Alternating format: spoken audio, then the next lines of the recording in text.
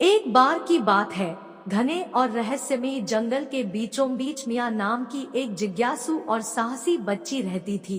मिया अपनी उम्र के किसी भी अन्य बच्चे से भिन्न थी। वह जंगल के आश्चर्यों को जानने की अदम्य इच्छा से भर गई थी। उसके माता पिता, जो दोनों वन्य जीवों का अध्ययन करने वाले शोधकर्ता थे, ने उसकी जिज्ञासा और साहसिक भावना को प्रोत्साहित किया। उन्होंने उसे जंगल की सुंदरता और खतरों का सम्मान करना और समझना सिखाया था। एक धूप भरी सुबह मिया ने अपने वफादार पालतू जानवर लियो नाम के एक चंचल और शरारती बच्चे तेंदुए के साथ जंगल में जाने का फैसला किया। लियो मिया के माता पिता की ओर से एक उपहार था और वे एक अटूट बंधन बनाते हुए एक साथ बड़े हुए थे। उनका साहसिक कार्य एक चमचमाती नदी के तट के पास शुरू हुआ। मिया अपने छोटे से हाथ से लियो के मुलायम बालों को पकड़कर सावधानी से हरे भरे पत्तों के बीच से अपना रास्ता बनाने लगी। उन्हें जीवंत तितलियों और विदेशी फूलों का सामना करना पड़ा और मिया अपने चारों ओर फैले रंगों के बहुरूप दर्शक को देखकर आश्चर्यचकित रह गई। जैसे ही वे जंगल में अंदर गए, उन्हें पेड़ों पर झूलते हुए बकबक करने वाले बंदरों का एक परिवार मिला। मिया आश्चर्य से देखती रही जब बंदरों के बच्चे चंचलता पूर्वक इधर उधर उछल रहे थे। लियो ने अपनी तेज और फुर्तीली हरकतों से उनकी कलाबाजी की नकल करने की कोशिश की, जिससे मिया खिलखिला उठी। उनकी अगली मुठभेड़ एक राजसी और बुद्धिमान बूढ़े हाथी से हुई, जो एक चमचमाते झरने के पास शांति से चल रहा था। मिया सावधानी से पास आई और लियो उसके पास ही रहा।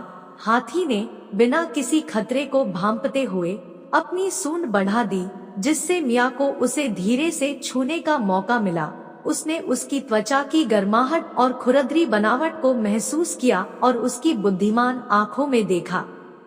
जंगल की खोज में आगे बढ़ते हुए मिया और लियो एक छिपे हुए जादुई उपवन पर पहुँचे। उपवन के मध्य में एक रहस्यमय पत्थर था, जो प्राचीन प्रतीकों से सुशोभित था। मिया और लियो इन प्रतीकों का अर्थ नहीं समझ सके, लेकिन उन्हें पत्थर के चारों ओर एक आकर्षक उपस्थिति महसूस हुई।